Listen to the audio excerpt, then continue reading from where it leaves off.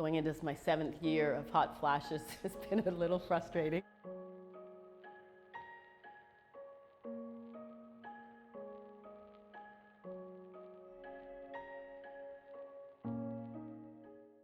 I was 51, and I remember specifically because I had had some hot flashes, and I was at a gala for our sales conference speaking to our VP of sales, and I was actually just talking with his wife and he about menopause and what she'd experienced a little bit, and I started to have a pretty violent hot flash. And when she had left and he and I were chatting, and he looked at me and he said, "You're having one right now, aren't you?"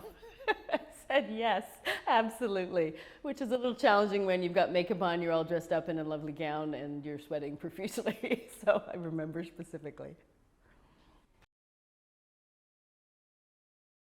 So at the time, working in corporate, we used to, obviously you're trying to get new business, I was in sales, and we would do a meeting for a new prospective client. So whether we were responding to a request for proposal or just meeting to update. And those are one of the types of meetings where you want to be confident, you're holding the floor. And my biggest worry during that was having a hot flash that would seem like I was nervous. I thought, no. So there were a few times when it did happen, but I just, breathe through it, keep doing what I was doing, and I don't think anyone else noticed, but I did. I like to say no. I know my body quite well. I've always been very much into fitness and athletics and wellness. And I haven't, that I can tell, although I live with my cat, she hasn't complained, but it's hard to tell if you're moody or you're having mood swings or anxiety, depression. I noticed a few times where I would be more emotional than I thought I should be or thought I had been. I'm not usually an emotional person. I'm a pretty strong, steady person. And there were a few times where I surprised myself. So that may have been a symptom. But I like to say, I guess I'm lucky that the hot flashes have been my main symptom. And a little around the midriff as well, so the muffin top a little bit. I'm in menopause and have been. I'm now going into my 7th year of hot flashes. So I actually had a partial hysterectomy at age 45. So they had decided not to do the full because that will put you into menopause right away. So ladies, listen up if that's a request or an option for you. Having the partial didn't obviously put me into menopause, but I didn't have any periods after that. So that part of my cycle, you still have the cycle as a natural human recurrence, but you're not obviously having a period. So that it's a little hard to tell. So when I say I'm in menopause, it's because I'm still having the hot flashes. I love the word wisdom because it's really about not feeling bad or wrong. Menopause is something that we all go through, and my understanding is men go through something as well, although I've never investigated that side of it. But as a woman, we often make ourselves feel bad or wrong about something that's happening, whether it's the hot flashes, whether it's, you're a little snappier at somebody because you're having a mood swing. But we just have to know that it's something that we go through. It's a natural course of life, and not to make ourselves feel bad about it, not to necessarily feel like we have to hide it. I was often traveling with a fan in my purse and a towel that if I was sweating or having a hot flash, I was there at the ready. And it was all about not letting others know. So I would suggest to not do that. Would try and stop and just let yourself be, let your body do what it's going to do. And yes, sometimes it is embarrassing. And for the person or people that you're with, if they notice, that's a good thing, because then they can ask about it and they can understand it better rather than us trying to hide it. Yes, and it's interesting because when we talk about menopause, different things bring it on: stress, sugar. I love my fitness and my wellness, but I also love sweets. So I have to be a bit tempered with that and choose my type of sweets as well as my timing and quantity, because it will bring on a hot flash. Tea, I love tea. I'm not a coffee drinker, but I drink my tea.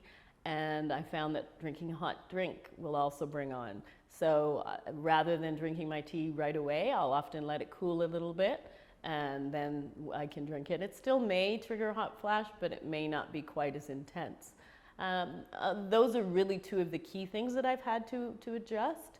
I also noticed that in some of my workouts, and I'm doing something 5 or 6 days a week, from spin to yoga to working out at the gym, boxing class, I do various things. And in those, sometimes you're sweating anyway.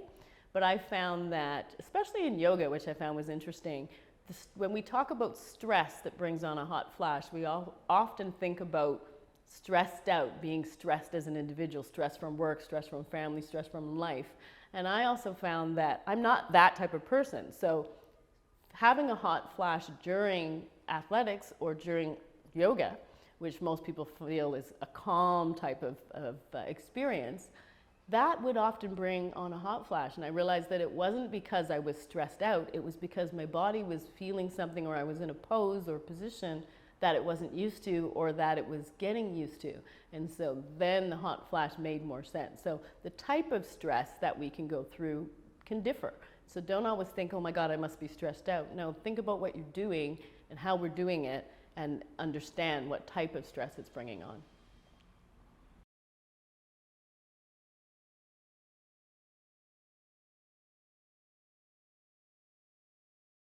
I'm thankful for the fact that I haven't been through as much as some of the women, although going into my 7th year of hot flashes has been a little frustrating.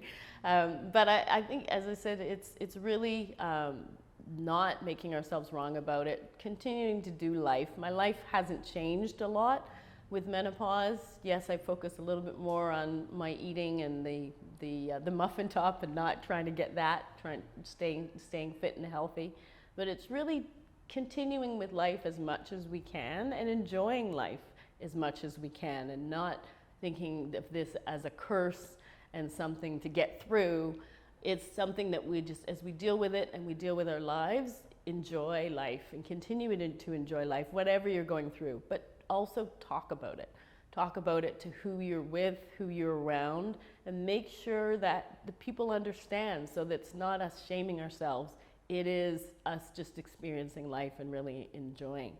And in the talking about it, one of the things that I've suggested to a number of ladies who I've shared what I've gone through with, is that we want to make sure we talk to our family. Talk to the ladies in your family, your aunties, your mother, their sisters, because we don't talk about it, and there's been a history of keeping it quiet.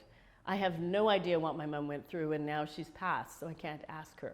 So don't find yourself in that situation, because when you are going through it, less of these ladies are going to be in your lives. So talk to them now, ask them about it, understand. Menopause is different for every woman, but at least you'll have a better understanding of what those in your family have gone through. Thanks for watching this episode. For more menopause stories like this, subscribe below, and don't forget to click the bell so you are notified when we drop a new episode.